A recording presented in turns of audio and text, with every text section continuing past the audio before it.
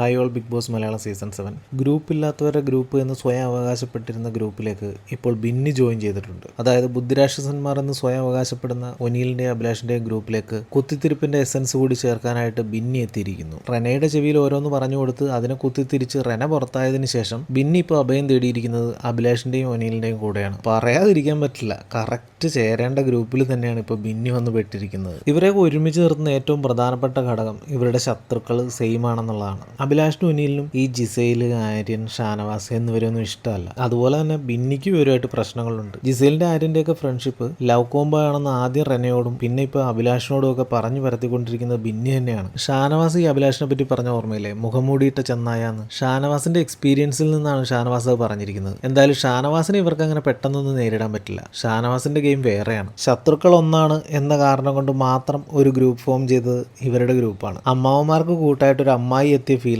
ശരിക്കും ശ്രദ്ധിച്ചാൽ അറിയാം, ഫുൾ ടൈം ഇവന്മാർ സംസാരിക്കുന്നത് മറ്റുള്ളവരെ പറ്റിയുള്ള കുറ്റങ്ങളാണ്. പക്കാ പരദൂഷണം. ഒരു 5 മിനിറ്റ് വരെ ശ്രദ്ധിച്ചു നോക്കിയാൽ അറിയാം, ഇവർ പറയുന്നതൊക്കെ നെഗറ്റീവ്സ് മാത്രമായിരിക്കും. അക്കാര്യത്തിലൊക്കെ ജിസയിലൊക്കെ എന്ത് ഭേദമാണ്. മാറിയിരുന്ന് മറ്റുള്ളവരെ ജഡ്ജ് ചെയ്യുകയോ കുറ്റം പറയുകയോ ഒന്നും ചെയ്യാറില്ല. ഏതായാലും ഈ ഒരാഴ്ച നമുക്ക് പല കാര്യങ്ങളും കാണാനുണ്ട്. പ്രത്യേകിച്ച് ഷാനവാസ് അനീഷ് കോംബോ അവരുടെ ഗെയിമിൽ എന്ത് ചേഞ്ച് വരുത്തും. അതുപോലെ ഇപ്പോൾ ഉണ്ടായ ഈ പരദൂഷണത്തിന്റെയും കുത്തിത്തിരിപ്പിന്റെയും ഗ്രൂപ്പ് ഈ ആഴ്ച എന്തൊക്കെ ചെയ്യുമെന്ന് നമുക്ക് നോക്കാം. ബാക്കിയുള്ള വിശേഷങ്ങളുമായി പിന്നീട് കാണാം. താങ്ക്